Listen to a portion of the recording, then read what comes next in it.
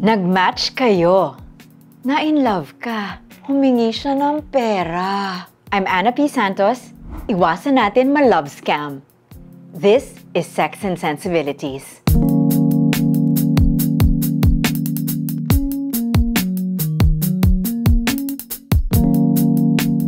Ang love scam ay isang multi-billion dollar business.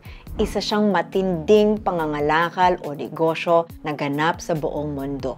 Ano nangyayari dito? May mga tinatawag na scam farms. Ito yung maraming mga empleyado na ang trabaho nila ay mag-scam ng mga tao o kuhanin ang loob at trust nito para magbigay ng pera sa kanila. May iba't ibang modus operandi ang mga love scams. Ano yung mga halimbawa nito? Una, meron yung nag-match kayo, nagkakilala, nag-date kayo. Okay naman. Tapos, aayain ka mag-invest sa kanyang business venture. Parang yung napanood mo sa Tinder Swindler, it's a scam. Number 2, nagpanggap siya na isang militar. Matipuno, naka-uniforme, mapagsilbi sa bayan.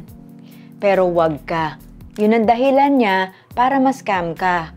Kasi, unang-una, fake yung profile na militar siya. Saan naman nagkakaroon ng importansya yung pagiging militar?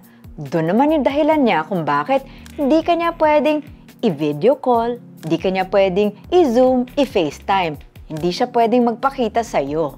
Ang gagawin na lang niya, magpapa-inlove siya sa'yo, tapos, hihingan ka ng pera. Number 3, ito yung, alam mo na, karaniwan. Nag-meet kayo sa dating app, nag-match kayo, nagte-textan kayo ng matindi. Tapos, gusto niya mag-meet. Bigla na lang, may emergency.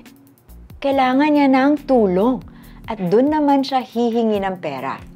Sa mga na-interview ko na nabiktima ng ganitong modus ng love scam, karaniwan ay yung perpetrator ay nakatira sa ibang bansa. Sasabihin niya, pupunta siya dito sa Pilipinas para makilala ka.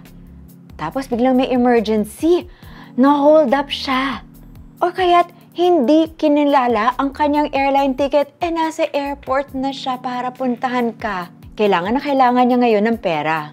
Ikaw naman, gusto mo rin siya makilala, nahulog na yung loob mo. Pupuntahan ka na niya, magmi-meet na kayo.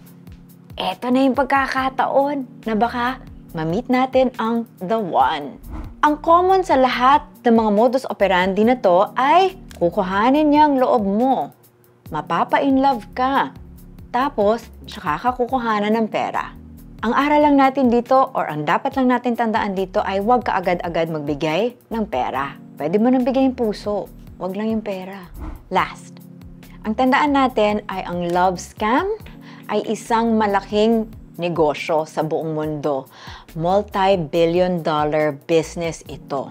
Kung na-love scam ka man, isipin mo na lang na hindi mo gusto yung nangyari. Isipin na lang natin na meron tayong natutunan sa nangyari. Dapat pag-ingatan ang puso, lagi. Pero dapat din ingatan ang bulsa.